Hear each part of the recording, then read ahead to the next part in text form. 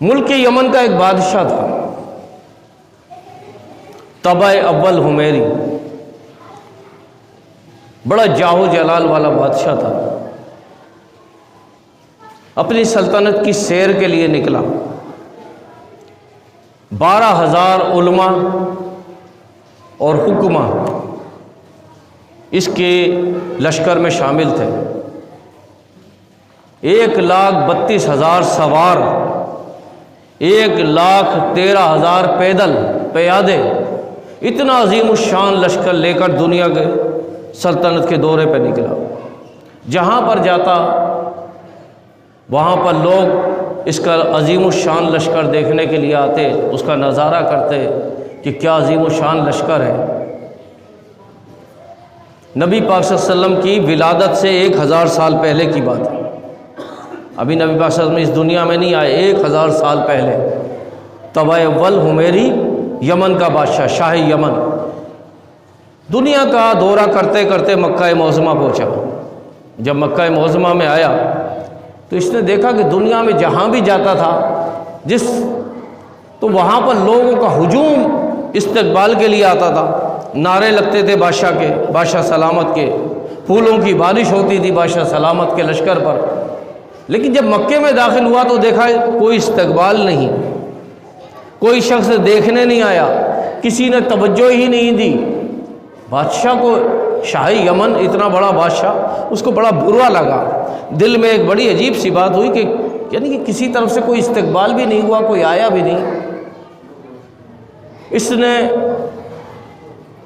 عالم ربانی کو ایک کو بلایا اور کہا کہ بھائی، پوچھا اپنے وزیر سے کہ بھائی کیا بات ہے، یہاں پر ہمارا استقبال کیوں نہیں ہوا، یہاں کے لوگ کیوں نہیں آئے؟ تو ان کے وزیر نے بتایا کہ یہ وہ شہر ہے کہ جہاں پر ایک گھر ہے جسے بیت اللہ شریف کہتے ہیں۔ بولا جتنا بڑا آپ کا لشکر ہے نا، اس سے کئی گنا زیادہ لوگ اس گھر کی زیارت کو آتے ہیں، اس سے کئی گنا زیادہ لوگ اس گھر کی زیارت کو آتے ہیں، تو آپ کا لشکر یہاں کے لوگوں کی نگاہ میں کوئی اہمیت نہیں رکھتا کہ آپ اتنے جاؤ جلال سے آئیں۔ اور بولا یہاں کے لوگ ایسے لوگ ہیں کہ وہ جو آتے ہیں لوگ، وہ اس گھر کی زیارت بھی کرتے ہیں اور یہاں کے جو لوگ ہیں، شہری ہیں، ان کی خدمت بھی کرتے ہیں۔ اس کو بہت غصہ آیا، اس نے دل میں ارادہ کیا کہ اس گھر کو ڈھا دوں گا، اس گھر کو گروا دوں گا اور یہاں کے باشندوں کو قتل کر دوں گا۔ بس اس کا یہ ارادہ کرنا تھا کہ اس کی ناک سے، منہ سے، کانوں سے خون جاری ہو گیا، اور وہ خون جاری ہوتے ہوتے اس حالت پر آ گیا کہ اس بدبودار مادہ اس کے ان سوراخ کان سے، ناک سے بہنا شروع ہو گیا کہ لوگ بادشاہ کے قریب بھی نہیں آتے۔ علاج کرایا گیا، حکیم جو اس کے ساتھ تھے، حکمہ کی پوری فوج تھی، سب نے علاج کیے، کوئی فرق نہ پڑا، اس حد تک کہ یہ بستر مرگ پر پڑ گیا کہ اس کی موت واقع ہو جائے۔ ایک علماء کا جو رئیس تھا، رئیس العلماء، عالم ربانی، اسے بلایا گیا، وہ آئے، انہوں نے آ کر دیکھا، انہوں نے کہا بادشاہ سلامت، بات یہ ہے کہ مرض زمینی نہیں ہے، علاج زمینی ہو رہا ہے، مرض ہے آسمانی، مرض ہے آسمانی، علاج زمین کا ہو رہا ہے، تو زمین کا علاج کوئی فائدہ نہیں دے گا۔ آپ مجھے یہ بتائیے کہ آپ نے دل میں کوئی بری نیت تو نہیں کی؟ بادشاہ سلامت نے غور کیا کہ ہاں میں نے نیت تو کی ہے بیت اللہ کو ڈھانے کی۔ تو عالم ربانی نے فرمایا کہ فوری طور پر بری نیت سے توبہ کر لیجئے۔ اس نے دل ہی دل میں توبہ کی کہ میں اس گھر کو نہیں ڈھاؤں گا، یہاں کے باشندوں کو قتل نہیں کروں گا۔ اللہ تعالیٰ نے اسے صحت دے دی۔ جب صحتیاب ہوا تو صحتیاب ہونے کے بعد اس نے خانہ کعبہ پر ایک عالی شان ریشمین غلاف چڑھایا، جہاں کے باشندوں کو ریشمین جوڑے دیے۔ ریشم اس زمانے میں بھی ایک بڑی قیمتی چیز ہوتی تھی، ریشمی جوڑے دیے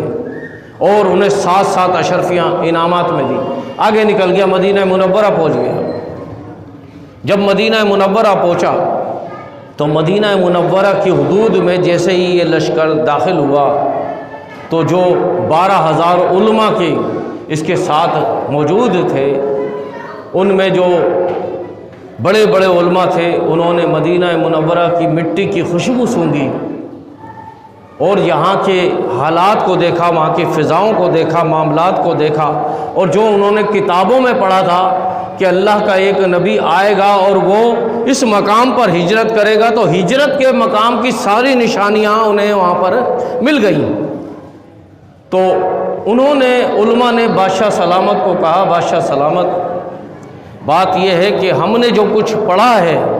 اس کے مطابق یہ وہ سرزمین ہے جہاں پر اللہ کے ایک نبی نے ہجرت کر کے آنا ہے، اور یہ اللہ کے سچے نبی ہوں گے اور اللہ تبارک و تعالیٰ کے محبوب ہوں گے اور امام الانبیاء ہوں گے، تمام انبیاء کے امام ہوں گے۔ آپ اپنا لشکر لے کر چلے جائیں بھلے، لیکن ہم نے اب اس مقام سے آگے نہیں جانا، ہم نے یہیں رہنا ہے۔ اگر وہ اللہ کا محبوب ہماری زندگی میں تشریف لے آئے تو ہم ان کی زیارت کریں گے، اور اگر ہماری زندگی میں تشریف نہیں لائے اور بعد میں تشریف لائے تو کم سے کم ہماری قبریں یہاں پر موجود ہوں گی، ان کی نالین سے کوئی خاک اڑ کر ہماری قبروں پر آ پڑے گی، اس سے بڑا ہمارے لیے کون سا مقام ہوگا۔ انہوں نے منع کر دیا۔ بادشاہ سلامت نے جب نبی پاک صلی اللہ علیہ وسلم کی ایسی فضیلت ان علماء سے سنی تو بادشاہ نے کہا کہ دل تو میرا بھی نہیں چاہتا کہ میں اس سرزمین کو چھوڑوں، لیکن سلطنت کے معاملات ہیں، یمن جانا ضروری ہے۔ تو بادشاہ سلامت نے ان علماء کو رہائش کے لیے وہاں پر 400 گھر بنوا کے دیے، کہا 400 عالیشان گھر بنائے، ٹھیک ہے۔ اور جو عالم ربانی تھے، رئیس العلماء تھے، ان کے لیے ایک الگ گھر بنا، اور اس گھر کے برابر میں ایک 2 منزلہ گھر الگ بنا کے دیا، اور کہا کہ یہ گھر جو 2 منزلہ بنا کے دے رہا ہوں یہ اس نبی کے لیے ہے، جب وہ ہجرت کر کے آئیں گے تو انہیں کہنا کہ تبع اول کی طرف سے یہ آپ کا یہ جو ہے نا گھر موجود ہے۔ اور ایک خط لکھا، اور خط لکھ کر عالم ربانی کو دے دیا، کہا میرا یہ خط ہے، اگر تمہاری زندگی میں وہ نبی یہاں پر آ جائیں تو میرا یہ خط ان تک امانتاً پہنچا دینا، اور تمہاری زندگی میں وہ نبی نہ آ سکیں تو پھر اپنی نسل در نسل اس خط کو منتقل کرتے رہنا کہ جب تک وہ نبی نہ آ جائیں تو تمہاری نسل سے یہ خط ان تک پہنچ جانا چاہیے میرا۔ بہرحال 1000 سال پہلے کی بات ہے، وہ علماء جو ہیں انہوں نے وہیں پہ شادیاں کر لیں، اور کثرت سے مدینہ کی آبادی ان علماء کی اولادوں سے بڑھتی رہی، اور وہ خط بھی رئیس العلماء کا منتقل ہوتا رہا، اس کے بیٹے کو، پھر اس کے بیٹے کو، پھر اس کے بیٹے کو، پھر اس کے بیٹے کو۔ بالآخر وہ دن آ گیا کہ نبی کریم علیہ الصلوۃ والسلام نے مکہ معظمہ سے مدینہ منورہ ہجرت کی۔ جب ہجرت کی تو آپ اپنی اونٹنی پہ سوار تھے،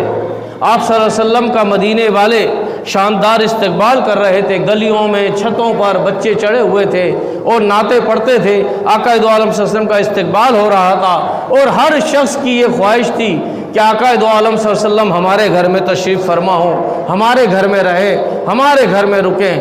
نبی پاک صلی اللہ علیہ وسلم نے فرمایا کہ میری اونٹنی کو چھوڑ دو، میری اونٹنی کی لگامیں چھوڑ دو، یہ جہاں پر بھی چاہے گی رکے گی، جہاں پر بھی بیٹھے گی میری رہائش گاہ وہی ہوگی۔ تو پھر نبی کریم علیہ الصلوۃ والسلام کی اس اونٹنی کو چھوڑ دیا گیا، اور یہ اونٹنی اس مکان پر جا کر رکی جو مکان نبی پاک صلی اللہ علیہ وسلم کے لیے تبع اول شاہ یمن نے بنوایا تھا، یعنی وہ مکان ابھی صحابی رسول حضرت ابو ایوب انصاری کی تحویل میں تھا، آپ کے پاس وہ مکان تھا۔ اونٹنی وہیں پر جا کے ٹھہر گئی۔ جب اونٹنی بیٹھی تو رسول اللہ صلی اللہ علیہ وسلم نے کہا ابو لیلا کو بلاؤ، ابو لیلا کہاں ہے ابو لیلا؟ کہا اسے بلاؤ اور شاہ یمن کا خط ہمیں دو۔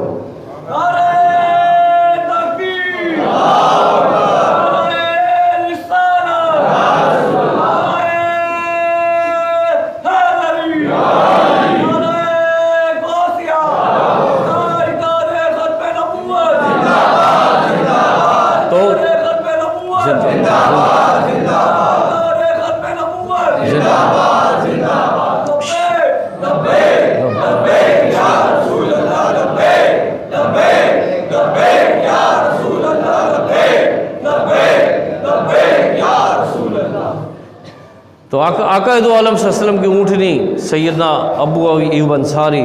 رضی اللہ تعالیٰ عنہ کے مکان کے پاس بیٹھی، تو آپ نے کہا ابو لیلا کو بلاؤ۔ ابو لیلہ حضرت سیدنا ایوب انصاری رضی اللہ تعالیٰ عنہ کا غلام تھا، جس کی تحویل میں یہ خط تھا۔ جب ابو لیلہ حاضر ہوا تو آقا دو عالم صلی اللہ علیہ وسلم نے کہا کہ شاہ یمن کا خط ہمیں دو۔ جب وہ خط آقا دو عالم صلی اللہ علیہ وسلم نے لیا تو اس خط میں آقا دو عالم صلی اللہ علیہ وسلم کو صلاۃ و سلام کے بعد شاہ یمن نے لکھا تھا کہ اے اللہ کے رسول، اے اللہ کے سچے نبی، آپ گواہ ہو جائیے کہ آپ پر میں ایمان لاتا ہوں، آپ پر میں ایمان لاتا ہوں اور میں آپ کے رب اور آپ کا کلمہ سچے دل سے پڑھتا ہوں۔ اور پھر شاہ یمن نے جس خلوص اور جس محبت اور جس عشق کا اظہار کیا تھا وہ اس خط کی تمام عبارات سے ظاہر تھا۔ تو عاشق رسول وہ ہوتے ہیں جو نبی کریم علیہ الصلوۃ والسلام کو دیکھے بھی نہ اور بن چاہے آپ سے عشق کرے۔ یہ وہ شاہ یمن طبع اول حمیری تھا کہ جس نے نبی پاک صلی اللہ علیہ وسلم کو دیکھا نہیں تھا، نبی کریم علیہ الصلوۃ والسلام دنیا میں تشریف نہیں لائے تھے، لیکن عشق کا عالم یہ تھا کہ یہ کہا اس خط میں کہ میں آپ کا پہلا امتی ہوں، یعنی آپ پر کلمہ پڑھنے والا۔ اور پھر نبی کریم علیہ الصلوۃ والسلام نے کہا سلام ہو والے میرے بھائی طبع اول پر میرا سلام ہو، آفرین ہو۔ پھر آپ نے مرحبا سے جو ہے اس کا جو ہے استقبال کیا۔ یہ عشق کی منزل تھی۔